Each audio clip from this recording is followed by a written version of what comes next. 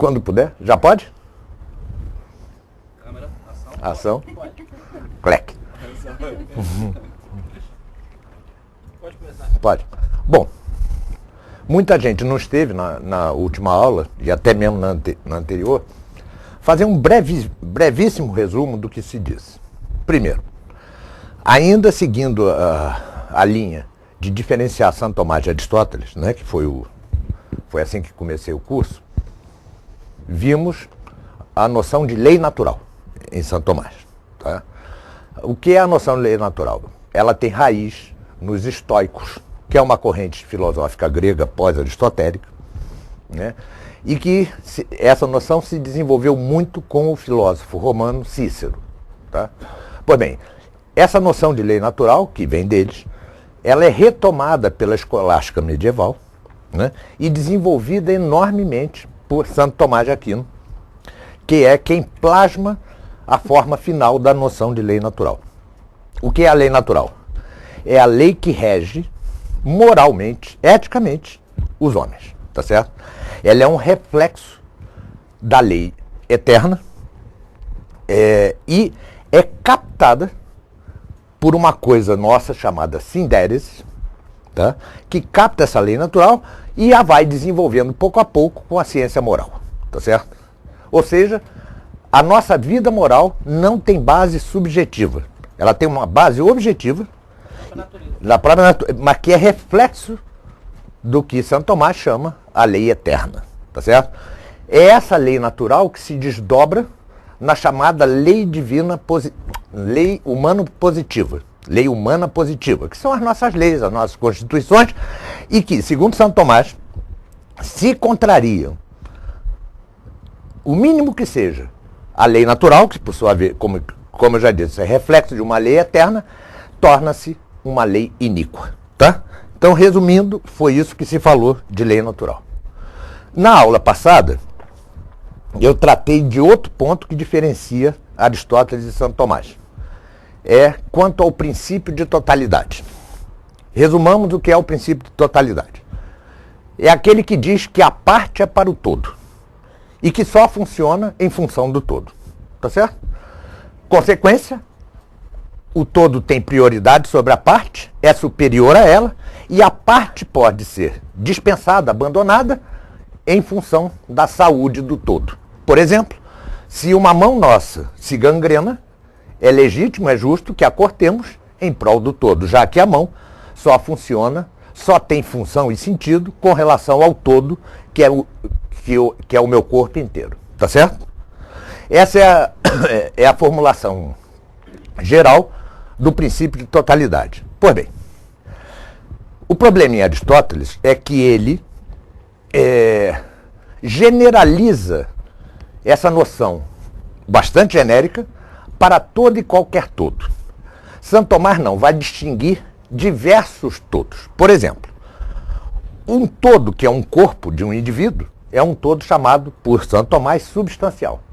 E aí, de fato, a mão só tem sentido e só funciona com relação ao todo. Há, porém, os todos que Santo Tomás chama todos acidentais, tá certo? Totalidades acidentais. E aí, estas são de dois tipos. Um primeiro tipo, que é a totalidade de composição, é mais ou menos uma casa, tá certo? Veja, vocês vão de convir que os cômodos de uma casa são um pouco diferentes das partes de um corpo, tá certo? De uma mão, de um pulmão, de um pé. Por quê? Nós, quando temos um corpo, já temos mão, pulmão, pé, tá certo? Embora eu quisesse ter casco, mas a casa não. A casa, você pode viver na casa e, dentro de 3 anos, criar um novo cômodo, um anexo, não é isso? É o que ele chama de totalidade de composição, que já não tem as mesmas características da totalidade ou todo substancial, que é um corpo animal. Pois bem, mas há um todo que se diferencia muito mais que o todo de composição desse todo substancial, que é um organismo. É o todo, por exemplo, é o conjunto chamado polis, ou cidade, tá certo? Por quê? Ele toma o exemplo de um exército. Um exército é composto de partes. Os soldados são suas partes. No entanto, é bastante possível e legítimo que, no meio de uma grande batalha, um soldado tenha uma ideia, saia das fileiras em que estava organizado pelo comandante, sozinho, por conta própria, vá pela retaguarda do inimigo, destrua o inimigo e ajude a vitória do exército, na vitória do exército. Tá certo? Ora, ele não funciona nem como o cômodo de uma casa, nem como um anexo, nem muito menos como o pé ou o pulmão. Uma mão não vai sair do corpo para fazer algo por conta própria em benefício do todo. Agora, é claro que se mantém, veja, que a parte é para o todo, tá certo? De certa forma, porque o soldado, ao fazer algo por conta própria, ele agiu em prol do todo, não em prol de si mesmo. Pois bem, mantido embora o caráter prioritário do corpo, do todo sobre a parte, essa diferenciação que faz Santo Tomás com relação aos diversos todos é uma garantia no terreno político contra a tirania. Por quê? Porque Aristóteles chega a conclusões, às vezes, totalitárias, vamos usar um termo moderno. Quando ele diz, por exemplo, que a educação das crianças deve ser dada ao Estado. Tá certo? Essa é uma conclusão totalitária. Parte daquele pressuposto de que o todo é superior à parte. Mas a conclusão é totalitária. Aliás, vimos no século XX várias experiências dessas e o resultado nefasto que tiveram. Para Santo Tomás isso seria inconcebível. Tá certo? Seria inconcebível. Por quê? Assim como o soldado tem autonomia para, sozinho, por conta própria, embora em benefício do todo, saia da sua formação e vá atacar sozinho o inimigo, assim também as diversas partes da polis, que são os grupos infrapolíticos, que são, por exemplo, a família, como, por exemplo, a família, tem o seu modus operandi próprio, tem sua forma de funcionamento próprio, que deve ser respeitada. Ora, estendamos isso ao indivíduo e o mesmo se passa. É uma garantia, no plano filosófico, contra a tirania, que supostamente parte de um princípio correto, né? Que é o princípio da prioridade do todo. Quer dizer, ela até parte, mas a conclusão é que é equivocada. Pois bem, essas distinções de Santo Tomás aprofundam ainda mais a distância entre ele e Aristóteles. Tá certo? Quando Aristóteles diz não só que as crianças devem ser educadas, tiradas da família e educadas pelo Estado, ou quando diz que uma criança nascida aleijada tem de ser exposta, ou seja, abandonada à intempérie para que morra, tá certo? Ou quando diz que em prol do equilíbrio econômico da polis é justo o aborto, por exemplo, ele está pensando de uma forma equivocada nessa prioridade do todo sobre a parte. Tá? Para Santo Tomás seria inequívoco. O feto já é uma pessoa. Por ser pessoa, ela não pode ser sacrificada ao todo, embora ela vá contribuir com a vida ético-política para o todo, tá certo? Ao tornar-se adulto, correto? Deu para entender isso? A diferença das concepções? Para Santo Tomás, não só os grupos infrapolíticos, como a família, como o próprio indivíduo, tem modus operandi próprio e, digamos, numa linguagem moderna, são sujeitos de direito, tá certo? Ok? Essa é uma linguagem moderna não usada por Santo Tomás. Pois bem, essa diferenciação dos vários todos empreendido por Santo Tomás, não só o diferencia radicalmente de Aristóteles, neste sentido, mas o leva a outro campo de considerações muito importantes, e que Aristóteles só raramente toca en passant, que são as considerações em torno do bem comum. Tá certo? Do bem comum. Na política, Aristóteles, se não me engano, fala umas 2 ou 3 vezes em bem comum. mas não com a sistematicidade com que o vai fazer Santo Tomás. Pois bem. Ora, para Santo Tomás, resumamos, o bem comum não pode distinguir-se do bem de cada uma das partes componentes daquilo a que se refere esse bem comum. Ele tem uma formulação clara. O fim da multidão não pode distinguir-se do fim do indivíduo que a compõe. Tá certo? Não pode distinguir-se. Veja, não estamos no terreno moderno que ou faz o todo, o Estado, opor-se ao indivíduo e vice-versa, tá certo? Como se fossem duas entidades antagônicas. Estamos longíssimo disso, né? Nem, muito menos, estamos no campo da apologia do indivíduo sobre o todo, tá certo? Não estamos nesse sentido. Essa coisa de que o indivíduo sobreleva a multidão ou ao todo é uma coisa muito moderna e absolutamente equivocada. Não vou falar nela agora.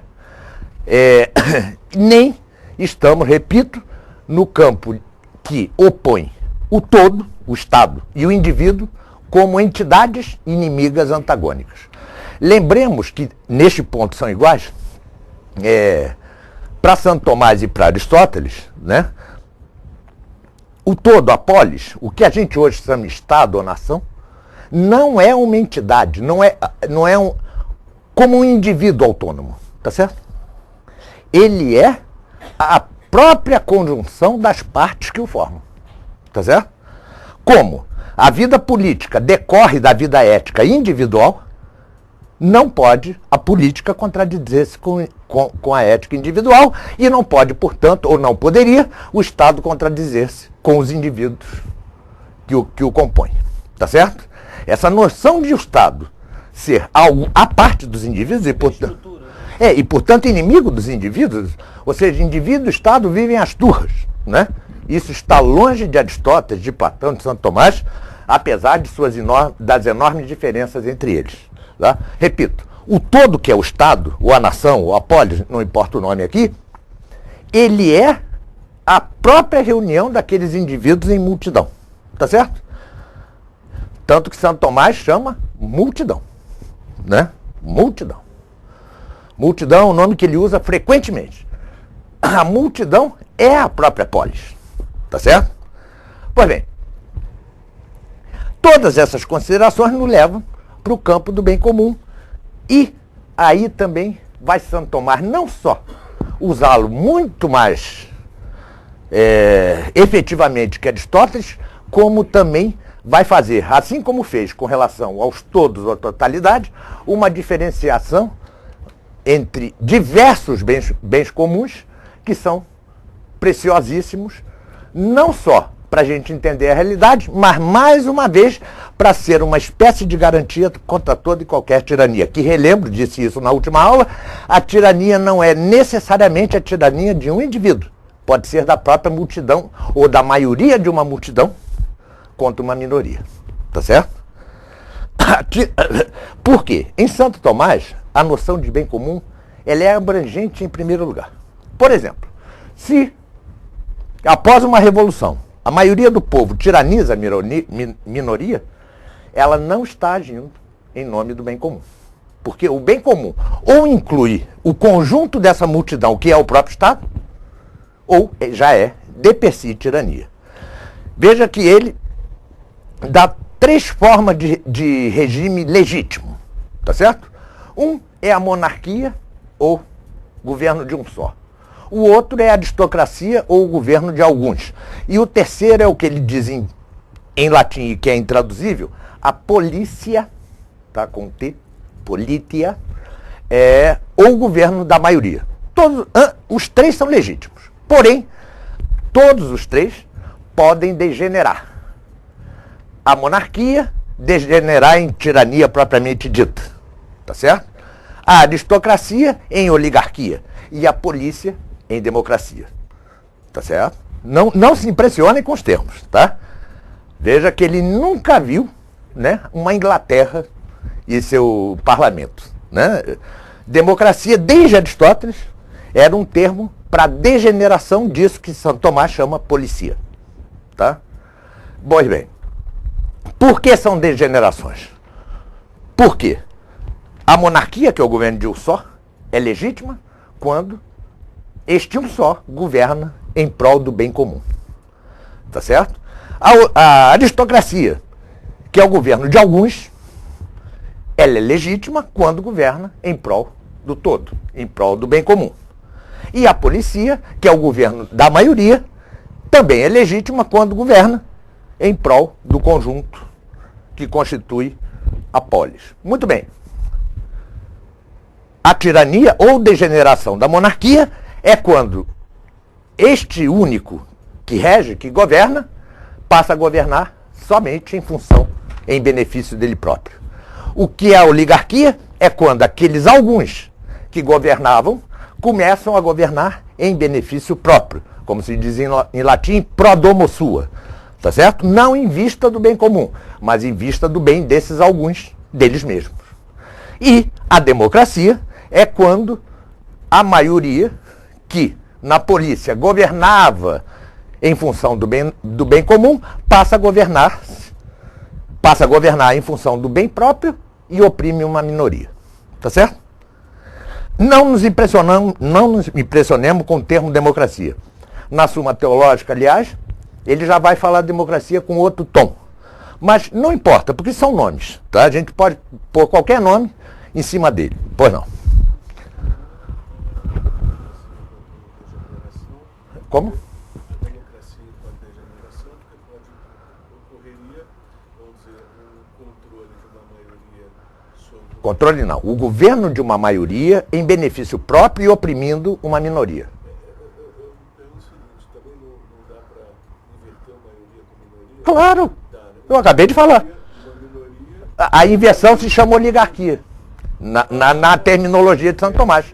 É quando alguns governam em benefício próprio e não em benefício do todo. Mas, veja, também quando uma maioria governa em benefício próprio e não em benefício do todo, também passa a ser degeneração. Tá certo? Aqui no Brasil, uma maioria governando ou uma minoria? A gente pode discutir isso no corredor. Ele falou para são minorias. É. Isso é toda uma outra discussão, mas se a gente entrar por essa seara, lá se vai a metafísica e a gente sai no tapa aqui, né? Então, não é? Bom, então, veja que sempre a questão do bem comum está à frente. Pois bem, além disso, lembremos que, para Santo Tomás, o fim da multidão, ou seja, da polis, do conjunto, não pode ser diferente do fim do indivíduo, pelas razões que já demos. Já que a polis não é uma totalidade como é uma casa, nem muito menos como é um corpo. Correto? Estou andando demais, né? Mas isso ainda é insuficiente para Santo Tomás. Ele vai avançar. Tá certo? Porque, veja, se, como em Aristóteles, o que seria o bem comum, ele não o nomeia assim, mas o que seria o bem comum da multidão termina na própria multidão, né? Termina na própria multidão, nós temos novamente um problema. Nós voltamos ao risco da tirania pela absolutização do todo. Tá certo? Ou seja, em Aristóteles, a polis é um fim em si mesmo. Tá? Vamos recordar algo que eu já disse em outra aula, em que já é o começo claro de uma contraposição de Santo Tomás com relação a Aristóteles. Aristóteles dizia: o fim da geração humana é a forma humana. Tá certo? Ou seja, para que somos gerados? Para sermos o que somos. Né? Certo? Para sermos formalmente homens. Tá certo? Veja que isso encerra o homem e qualquer ente dentro dos seus próprios limites. Tá certo? Ora, como para Aristóteles, corretamente, a polis também é uma forma, ele vai dizer que a geração da polis pelos grupos infrapolíticos, que são as famílias, também tem um fim em si mesmo. Tá certo? Também tem um fim em si mesmo. Com relação à geração, já havia Santo Tomás corrigido Aristóteles da seguinte maneira no seu comentário ao livro da Física, se não me engano. Certo. O fim da geração humana é a forma humana. Mas o fim dessa coisa gerada não pode ser ele mesmo. Tá certo? Senão incorremos numa tautologia grave. O fim de algo é ele mesmo. Tá certo? Tá? Isso encerra 1000 perigos, não só do ponto de vista filosófico, mas do ponto de vista prático, já que estamos tratando de política. Tá certo? Ou seja, para Santo Tomás, o fim de qualquer forma é trans ele mesmo. Tá certo? Está além dele mesmo. É meta ele mesmo. Tá certo? Podemos dizer até que, para Santo Tomás, o fim da política é transpolítico. Tá? Não é possível nem que aquela coisa gerada, um indivíduo, tenha um fim em sua só própria forma, nem é possível que a polis seja um fim em si mesmo. Tá certo? Recordemos, fazer um hiatozinho, recordemos que para Aristóteles era consequente dizer que as formas são fins em si mesmo, porque ele não tinha nenhuma instância outra que se ocupasse diretamente dela. Lembremos o que era o primeiro motor imóvel para Aristóteles. O primeiro motor imóvel, tá, para Aristóteles, nem sequer conhecia aquelas coisas que ele causava indiretamente, digamos assim. Nem sequer. Ora, se aquilo que poderia ser trans, que poderia estar além das formas, não conhece as formas, é natural que as formas, para Aristóteles, sejam fins em si mesmos. E é natural que a polis seja um fim em si mesmo. Ora, já vimos por toda a trajetória intelectual de Santo Tomás que isso não pode ser assim. Para começar, a própria lei natural, a noção de lei natural. A nossa vida se rege moralmente por uma lei que está além de nós, sem o que nós caímos no arbitrário do subjetivo. Tá certo? Se não há um fator objetivo que nos guie a vida moral, quem vai decidir o que é moralmente correto? O que é moralmente, naturalmente correto. Tá certo? Ora, o senhor vai ter o seu sistema moral, ele vai ter o dele, eu vou ter o meu. E isso é a própria anulação, não só da vida ética individual, como da própria vida política, que ou será a acumulação da vida ética ou não será. Pois não? Sim. Porque eu acho essa ideia legal, uma ideia É genial. mas quem é o hermeneuta que diz o que é o natural? Aham. Você sempre cai. Não. Como é que resolve esse problema? Pois é. Mas não nos antecipemos. Mas o senhor há de concordar que uma coisa é você dizer, há um critério objetivo, que é aquela fonte sobre a qual se ergue a vida moral e política. Isso é uma coisa. Essa discussão é válida, mas deixemos-la um pouco para depois, tá certo? Porque já faz parte das conclusões. Outra coisa é você, como hoje muita gente diz, que não há uma fonte objetiva da verdade moral, tá certo? E, portanto, política. Donde nós caímos no subjetivismo absoluto. Cada um é a fonte do bem moral ou político. Eu ia dizer que é possível fazer uma analogia no próprio plano físico com essa ideia de finalidade. Por exemplo, nenhum ente aqui tem um fim em si mesmo. Aquela quadro ali tem uma finalidade própria, a cadeira. Pois é. Cada forma tem um fim que não é ela mesma, né? Mesmo no plano físico. E nisso Aristóteles se contradiz, porque ele seria incapaz de dizer que esse quadro negro ali, ou sei lá o que é aquilo, tenha um fim em si mesmo, né? Ora, por que o quadro negro não tem um fim em si mesmo? A cadeira nós e nós temos. E por que terá a polis? Tá certo? Veja, então assim como na vida ética ou moral e política se remete à lei natural, a algo que está além dela própria, tá certo? Em tudo assim será. Desde a forma, tá certo? Que tem um fim além dela mesma, como a polis como um todo, que terá um fim além dela mesma. E isso se justifica pelo seguinte: se há uma fonte que está além dos que têm uma vida moral e que a fundamenta, é natural que esta fonte seja um bem comum maior que o bem daquilo para qual ela é fonte. Tá certo? Vejamos. O bem que está além da polis tem de ser superior, esse bem que é a fonte da vida moral e, portanto, política, tem de ser um bem comum superior ao bem comum intrínseco da polis. O que não quer dizer que a polis não tenha um bem comum próprio.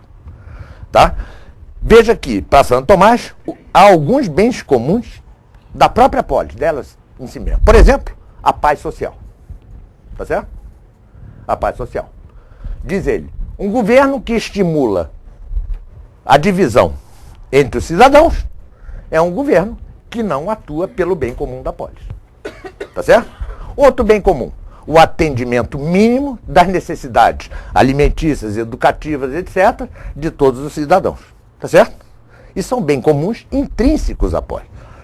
E veja que nenhum deles entra em contradição com cada uma das partes da polis, ou seja, com os indivíduos ou cidadãos. Não está em contradição. Mas esses são bem comuns intermediários. O bem maior está naquela fonte. Tá certo? O bem maior está no que Santo Tomás chama ser, o ser. Ou seja, e nesse ponto a gente se liga com a aula mais metafísica do Sidney, tá certo? E este ser é aquilo que todas as religiões, ou até as não religiões, chamam Deus. Tá certo? Ok? Veja, não estamos no terreno teológico, tá? Se estivéssemos fazendo teologia, já começaríamos com Deus. Nós estamos na noção de ser. Só estou dizendo que é isso. É esta noção de ser que todas as religiões, ou quase todas, chamam Deus. Tá certo? Tá?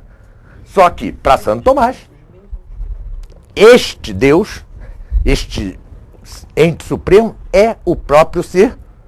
É o próprio ser, não só que é a fonte da vida moral, mas, antes disso, como ele mesmo deve já ter falado, é o dador do próprio ser dos entes. Tá certo? Ou seja, sem um ser que dê ser aos entes, o que quer dizer ente? Aquele que tem o ser. Tá certo? Ora, mas ele tem o ser por si mesmo? Não, é impossível. E isso o senso comum, o bom senso já nos diz.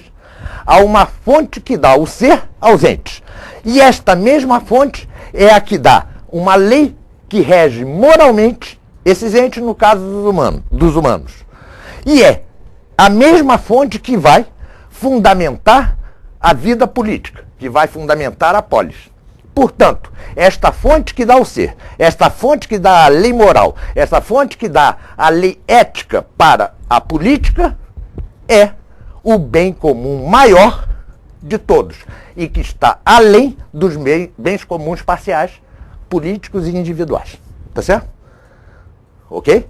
Ele é, portanto, um bem comum maior e, portanto, é o fim não só do indivíduo, mas da multidão de indivíduos que constitui a polis.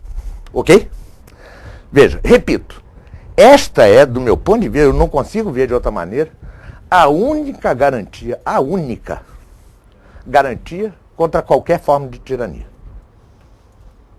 Quando você lança os fundamentos do que quer que seja para algo que está além de você, você tem uma garantia certa de que a tirania não sobrevirá por uma decisão subjetiva de quem quer que seja. Tá certo? Lembre-se das piores tiranias do século XX e vocês verão que elas são tiranias exatamente porque se autofundamentam. Né? A fonte das tiranias modernas, e que foram graves, elas, por exemplo, o hitlerismo, não é isso? O fundamento último do hitlerismo é o quê? Que fonte é que o institui? Uma raça. Tá certo? Uma raça. Ora, está instalado o reino do subjetivo e, portanto, o passo é imediato para a tirania. Não é isso? O Saddam Hussein, o cara lá do Irã, é Deus, né? Eles Já são. Essa é uma outra discussão. Mas eu concordo com você. O ponto de partida é muito menos grave do que o ponto de partida baseado numa classe ou numa raça. Tá certo? O ponto de partida. Eu não estou dizendo o ponto de chegada. Isso é uma outra. Aí, lá no corredor. É. Para mim, o maior sinônimo atual é o capital, o capitalismo. Sim. Essa é outra discussão. Tá certo? Essa é outra discussão. As pessoas não ouviram. Ela disse que o principal, como é tirano moderno é o capital. Eu não chego a concordar com isso, tá certo? Eu diria que o sistema organizado em torno do capital, exatamente porque não tem esse fundamento último da lei moral e política, ele também acaba por ser o tirano. Mas não é ele que é o tirano, é quem o constrói, tá certo? É o regime que está em torno dele. Ou seja, só para explicar, para não ficar sem resposta. O fato de eu ter mais dinheiro que alguém, contratá-lo como empregado, ele trabalhar para mim, eu tirar um lucro em cima dele, não tem nada de errado. Tá certo? Porque senão a gente cai na neurose do igualitarismo absoluto. Vimos aonde levou esse igualitarismo absoluto. Pois bem, mas o sistema que está em torno dele, aí eu vou concordar com você, só com essa condição. Não é propriamente o capital que é o tirano. Tá certo? A tirania é o regime decorrente de certo uso do capital. Tá certo? E mais, quando se fala aqui em tirania, não se está falando no plano econômico, se está falando no plano político. Tá certo? Não, claro que vira, claro que vira. Mas é só cuidado para a gente não misturar conceitos sem o que a gente se pede. Acaba misturando econômico com político, tá certo? O que importa é que, se um regime não se baseia, não visa não só o bem comum, os bens comuns intermediários, como a paz social, tá certo? Como o atendimento das necessidades mínimas da população, direito à vida, tudo. Se ele não visa a isso, que são bens intermediários, mas, sobretudo, se ele não visa a um bem que é além dele mesmo, ele vai degenerar em tirania, seja como for, seja capital ou não capital. Tá certo? Seja capital ou não capital. É isso que é preciso reter. Para Santo Tomás, há uma hierarquia, assim como há uma diferença de todos, de totalidade, dentro do princípio de totalidade, também há uma diferenciação hierárquica dos bens comuns. O maior bem é aquele que é a fonte de todo o bem. Tá certo? E isto que é a fonte de todo o bem, repito, é o que as religiões chamam Deus e que filosoficamente nós chamamos o ser. Não ser, o ser. Com letra maiúscula. Tá certo? Isso está claro? Tá? Pois não. Eu queria ilustrar um pouquinho o que ela falou. Ah. A declaração do Lula, Sim. ontem ou antes de ontem, a Petrobras deveria pensar menos no lucro. Como que o presidente da República dá uma declaração dessa, se a Petrobras tem ações negociadas em bolsa de valores, tem investidores, como é que ele dá uma declaração dessa? Eu até entendi o que ele quis dizer, pô, a Petrobras devia ser mais boazinha, devia pensar no gás natural. Mas isso me parece um pouco, assim, uma coisa para sair na imprensa, exatamente para depois a gente comentar, né? Me parece um pouco, né? O sistema não deixa a Petrobras pensar menos no lucro, isso que eu tô dizendo. Olha, vamos fazer um breve parênteses para entender. Bom, já que estamos aqui, vamos lá. Qual era a concepção que tinha Santo Tomás da propriedade privada? Pronto, tá certo? Já que estamos nesse tema. Essa é uma discussão antiquíssima. Antiquíssima. Platão, por exemplo, lá nos primórdios da filosofia grega, o grande Platão tendia ao comunismo. Ao fim da propriedade privada, ao fim da família. A mulher era pública. Eu, quando disse isso, alguém caiu na gargalhada, olhou para um monte de mulher, assim. A mulher era pública, né? Foi ele. Depois a gente conversar. Como eu disse, o homem é tudo cretino, né? Não tem jeito. Não, só a mulher. Que o homem vai ser público? Que o homem vai ser público? Mas então, você vê que ele tendia um comunismo radical, né? Embora, veja bem, não estou atirando pedra em Platão, não. O Platão era um gênio inconteste. E também o fim da propriedade privada ele defendia. Mas isso dentro de um esquema em que os filósofos governariam, né? Não sei se isso é muito bom, não, o filósofo governar, né? Não sei se ele tem tanta competência prática, mas depois veio Aristóteles e dá-lhe uma corrigida de rumo, né? Mas já Aristóteles dizia que a propriedade é boa, tal, mas contra certa opinião majoritária da época, dizia que ela tinha de ter seus limites, tá certo? Santo Tomás vai precisar, depois de uma longa discussão entre os autores e pensadores cristãos, vai precisar. O limite da propriedade privada é o bem comum. Perfeito. Tá certo? Vocês vão de convir. Claro, isso não é um programa político que você vai lá defender na hora da eleição. Com isso você não deu medidas práticas, mas você deu um princípio para que medidas práticas sejam corretas. Tá certo? O limite da propriedade privada é o bem comum. Ótimo. Estamos diante de um equilíbrio muito bom. Veja, Santo Tomás gostava de ressaltar em todos os seus escritos políticos que ele não falava essas coisas de política como um político. Ele falava como filósofo, como teólogo e tal. Ele estava dando princípios gerais. Se lhe perguntasse como deveria agir concretamente, ele provavelmente não teria a menor ideia. Mas o fato dele dar princípios universalmente e atemporalmente válidos é que o torna grande. Não é isso? E essa definição me parece preciosa. Isso vem também como resultado de uma longa discussão no campo do próprio cristianismo, né? No Éden, no Jardim do Éden, no Paraíso, havia propriedade privada ou não? Isso era uma discussão tremenda. Ele vem com uma frasezinha, como de costume em Santo Tomás, e resolve a charada. Pronto, tá aí. Sim. Pois não. Mas como é que ele analisa a questão da usura e do preço justo? Do preço justo ele não trata, se não me engano. Da usura ele condena taxativamente. Tá certo? E veja, ele nesse sentido ele é igualzinho a Aristóteles. Tá certo? Ou seja, você emprestar juros é uma extorsão. Né? Mas ele já admite, se não me engano, na Suma Teológica, que para certas operações mercantis em navios, poderia haver certos juros, dado o risco e o tempo do empreendimento. Ele admite. Tá certo? Agora, ele é taxativamente contra o empréstimo individual, não para a produção, tá certo? Chego para você e digo assim, não consigo pagar o aluguel, me empresta R$1.000, tá, mas me paga 1.200. Isso, para ele, é pecado mortal. Tá certo? E contraria a caridade. Contraria a caridade. Tá certo? Usura, né? Você empresta por caridade, não por interesse de lucro. Tá? Então, nesse sentido, ele é taxativamente contra.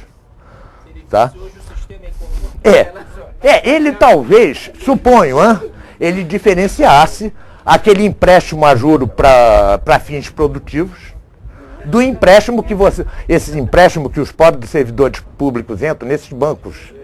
Pô, você vai lá, pede R$1.000, paga 4.000, sabe? Você sai depenado dali. Isso essa coisa individual ele condenaria taxativamente. Isso com certeza. A outra fica em aberto. Exatamente.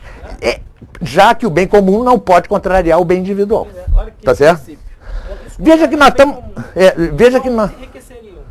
Exatamente. Quando você contraria o bem individual, você contraria o bem comum.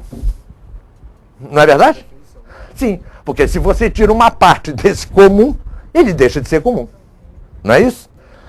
Me parece, então, que estamos em pleno equilíbrio. Repito, ele não é o que o nosso amigo Barreira, cujo livro já vai sair, né? A beleza, recomendo mesmo, A Política em Aristóteles de Santo Tomás de Aquino. Como diz o nosso amigo Barreira, ele não era um cratólogo. O que é um cratólogo? Aquele sujeito que estuda a melhor forma de regime, como se manter no poder. Ele não era isso.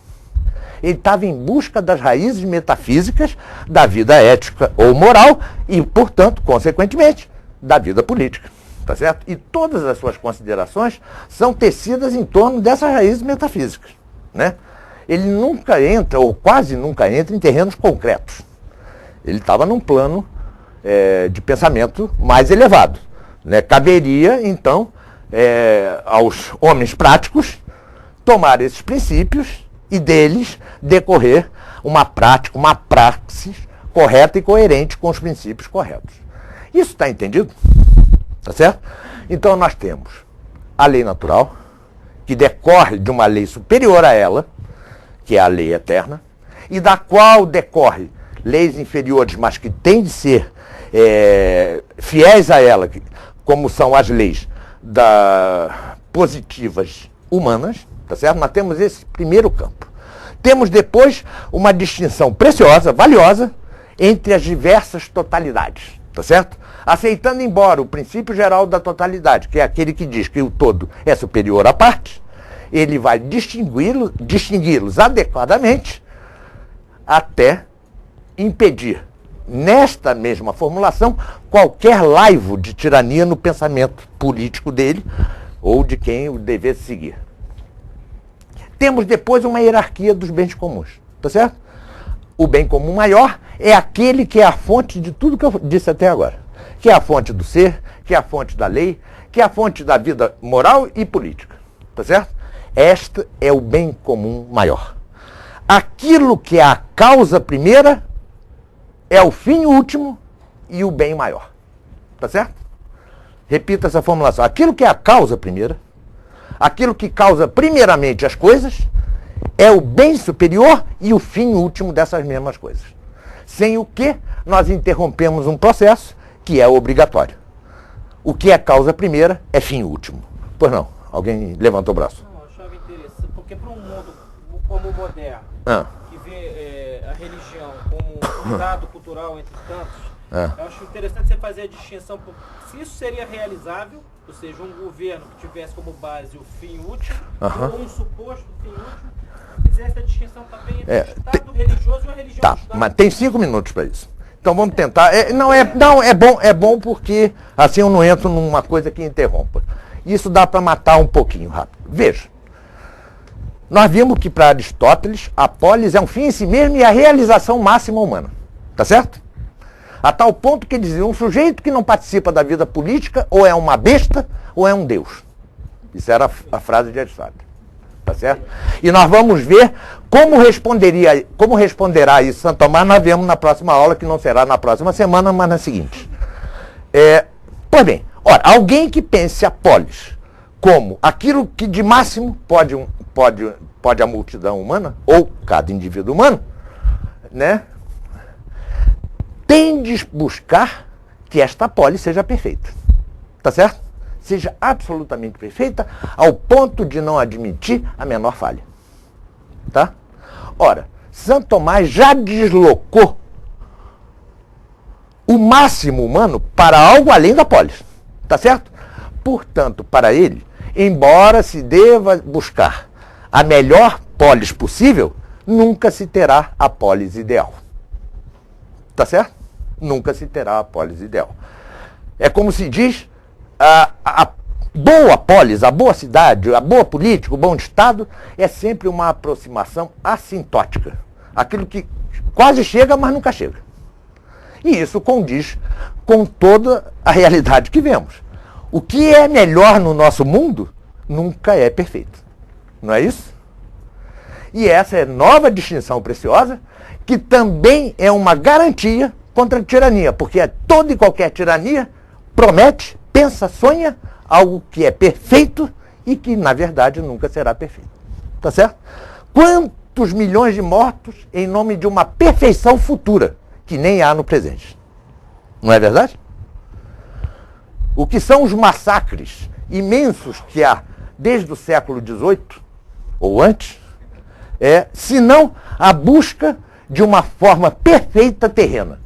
Ora, Santo Tomás tinha plena consciência que isso é inalcançável, embora, claro, se tenha de buscar a melhor forma possível dentro das nossas limitações de humano.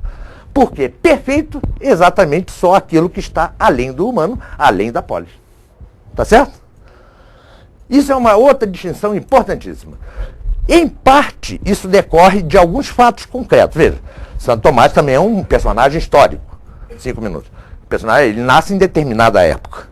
Então, por exemplo, na Grécia, já se passou pelo desencanto político com a perfeita polis aristotélica, não é?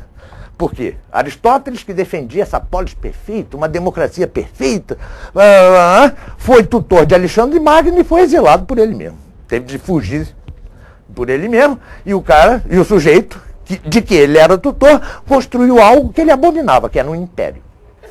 Tá certo? Veja onde cai a busca de uma perfeição impossível. O mesmo, então, os estoicos, que são aqueles que começaram a formular a noção de lei natural, já refletem certo desencanto político. Tá certo? O próprio cristianismo, na história do cristianismo, houve experiência de reedição de império. O império de Carlos Magno. Tá certo? Que também ruiu. Como ruiu? Ele fez um império perfeito, dividiu entre seus filhos, e a herança sempre é malbaratada pelos filhos, né? Os filhos malbarataram aquele império, lá se foi um império perfeito. Né? Santo Agostinho, ainda refletia esse ideal de império. Para Santo Tomás, como nós já voltaremos a ver, o império buscado é o império da lei natural. Não este império concreto, tá certo? É o império da vida moral, ético, política, baseado nesta fonte que está além dela. Pois bem, mas veja, não se trata em Santo Tomás de desencanto político.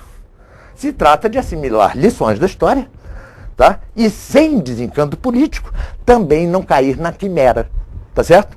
Que é fruto de tantas massacres e mortes e milhões de mortes no mundo moderno. Aliás, nesse livrinho, eu tive a honra de ser convidado por ele para fazer o prefácio no livro do Barreira. Vocês vão ver onde começa essa ideia do paraíso perfeito na Terra. Tá certo? Engraçado que sempre criticaram o judaísmo e o catolicismo pela ideia de um paraíso original. Mas se busca um paraíso aqui e se mata milhões de pessoas por um paraíso que é futuro. Tá certo? Né? Essa ideia começa num monge cristão chamado Joaquim de Fiore, do século XII, né? Que dizia: há 3 reinos. Um foi o reino do Pai, o outro do Filho, Cristo, e o terceiro será o reino do Espírito Santo na Terra. O que é que isso lembra? O que é que isso lembra? Vamos pensar de lá para cá. Lembra, primeiro, a ideia do renascimento de ideia antiga, média e moderna. Lembra Comte, com suas 3 fases até a perfeição humana. Lembra o quê? Lembra Marx? Sociedade sem classes, comunismo primitivo, sociedade de classes, futuro comunismo. E lembra o quê? O terceiro Reich de Hitler. Terceiro Reich quer dizer exatamente o terceiro reino. Né? Então veja que um erro histórico de um monge católico, veja o que gerou. Tá certo?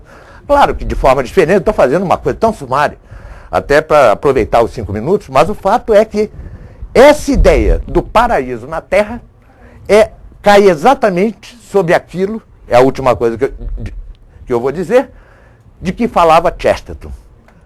Vocês conhecem Chesterton, um autor inglês? Ele dizia: as ideias do mundo moderno são as ideias cristãs tornadas loucas. Exatamente por essa inversão. Uma coisa é um paraíso original, outra coisa é você querer construir por si mesmo, com as meras forças humanas, um paraíso. Isso só pode gerar tirania e tudo que a gente vê na história moderna. Revolução Francesa e tudo.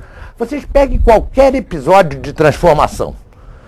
Vocês vão ver que nenhum Átila, o rei dos hunos, conseguiu tamanha façanha.